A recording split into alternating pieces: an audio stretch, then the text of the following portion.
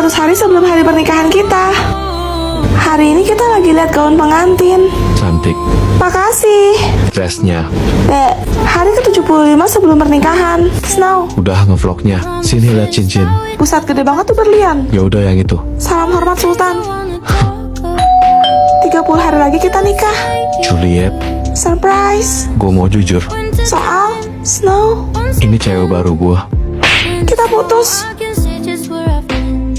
Aska, Kenalin, ini calon istriku. dia kan kamu. Sebenarnya aku dan Snow cukup. Aku nggak mau denger namanya, tapi dia mungkin lagi nungguin kamu. Maksudnya, Snow sakit kanker dan dia nggak mau kamu tahu. Harusnya hari ini kita nikah. Snow, Juliet, sekarang aku istri kamu. tapi umurku nggak lama lagi. Justru itu. Hah, Please, aku mohon, habisin sisa hidup kamu sama aku. iya. Juliet, besok nikah kau. Hah, bukannya kakak. Sorry, gue nggak mau sama orang koma. Tapi, kau itu cuma anak pungut. Lihat nih mas kawin dari mereka. 7M, kita kaya, Mak. Halo, saya Juliet. Penantuku, ini Snow. Saya pangeran. Saya suka cowok ganteng. Kalau dalam 1 tahun Snow belum bangun, kalian boleh bercerai. Enggak, saya akan mengabdi merawat Snow.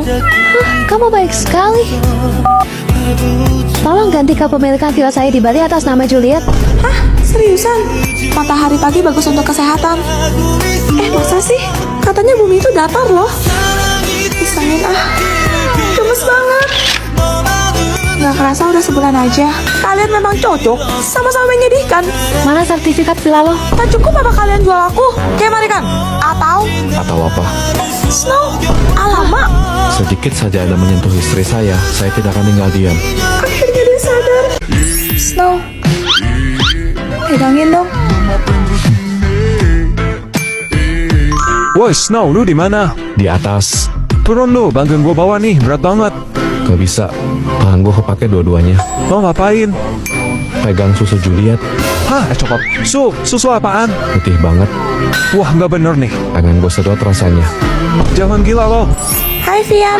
Lo, susu. Maksudnya Juliet. Kelamaan lo. Aus kan gue jadinya. Astaga. Kenapa sih? Zile zile eu alerg Al mile pe Maidan Pentru tine Să-ți dau un dar cel Nih Elliot. Ini teh buat aku, mah. Hah? Aneh banget. Susu kok dibilang teh? Itu susu kan? Iya, ini teh susu. Mana tehnya? Ini teh susu. Ada-ada aja. Walah, maaf Jeng, ndak mudeng iki anakku. Teh gelis mau? Mau, tapi ndak pakai teh. Papa mau? Aku nggak mau susu yang itu. Maunya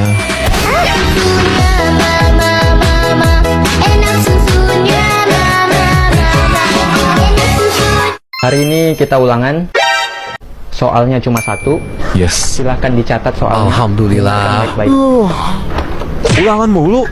Sebutkan dan jelaskan serta berikan contoh minimal 5 mengenai faktor apa saja yang mempengaruhi stabilisasi struktural kepemerintahan terkait dinamika norma berdasarkan sistem standarisasi hak asasi manusia dalam upaya pencegahan terjadinya kudeta dan perpecahan di ruang lingkup kenegaraan. Sudah Pak. Serta berikan pendapatmu, lalu presentasikan di depan kelas tanpa melihat buku.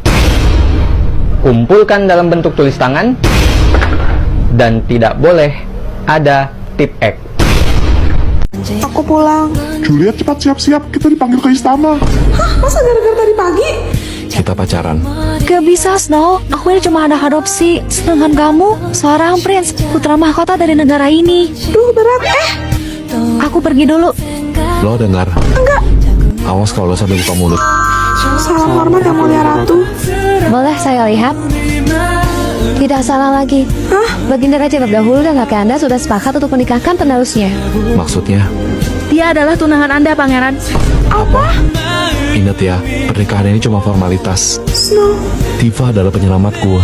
lo yakin itu dia? Ini di mana? Kamu nyasar ya? Itu tangan kamu luka. Yuk, aku antar kamu pulang. Pangeran, Anda baik-baik saja? Tim Alko 1 cepat kemari. Saya sudah menemukan Pangeran. Ini buat kamu. Dadah. Kamu lupa ya sama aku. Besok hujan praktek. Ayo latihan.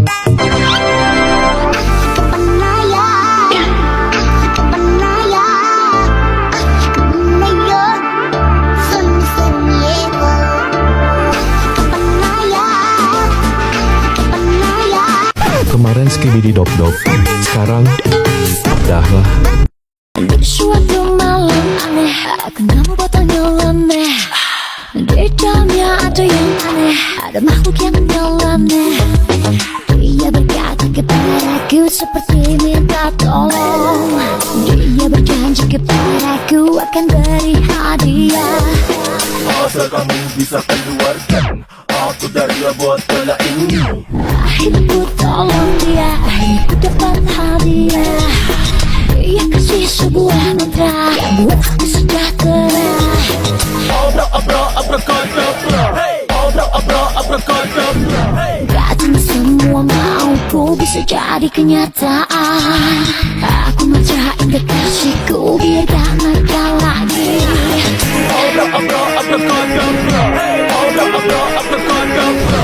Abrakadabra, asal kamu jadi lelaki senior. Bu, apalah sekilo 5.000 ya? Cantik-cantik nawarnya nggak pakai akhlak.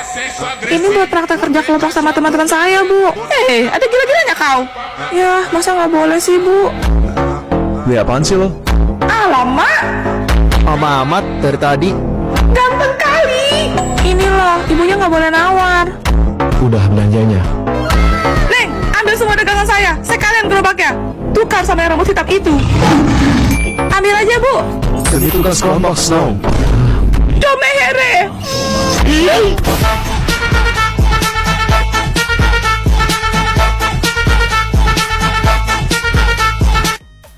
Pelajarannya sudah selesai. Apa ada yang mau ditanya? Pura-pura nyatat aja deh. Kalau nggak ada, saya yang nanya. Mateng. Snow, kamu tahu Masha and the Bear? Yang beruang itu, Bu. Masyanya gemes banget, Bu. Betul. Hei, beruang. Karam, karam.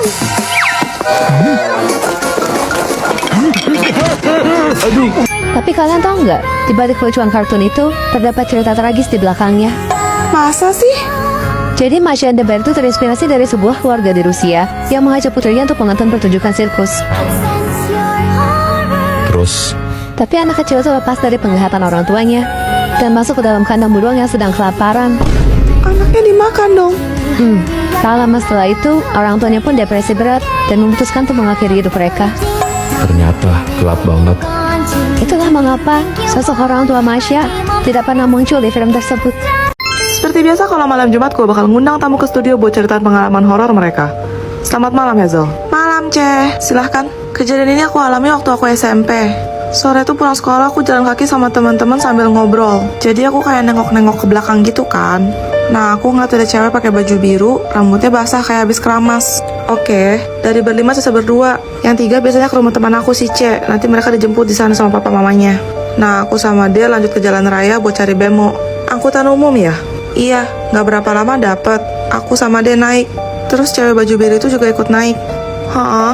Aku sama dia duduk hadap-hadapan. Cewek baju biru duduk sebelah D. Kita awalnya ngobrol biasa, sampai tiba-tiba dia nanya, Hazel, lu pernah lihat hantu gak? Terus cewek baju biru langsung melotot, nengok ke arah D, lehernya kayak patah gitu. Hah? D gimana? Harusnya berasa dong diliatin gitu. Aku baru matiin, C. Ternyata bukan cuma rambutnya yang basah, tapi sekujur badannya tuh basah semua. Dia bukan manusia, C. Hah? Dia masih bilang, udah gak apa-apa jujur aja. Masalahnya tuh cewek langsung nengok ke arah aku.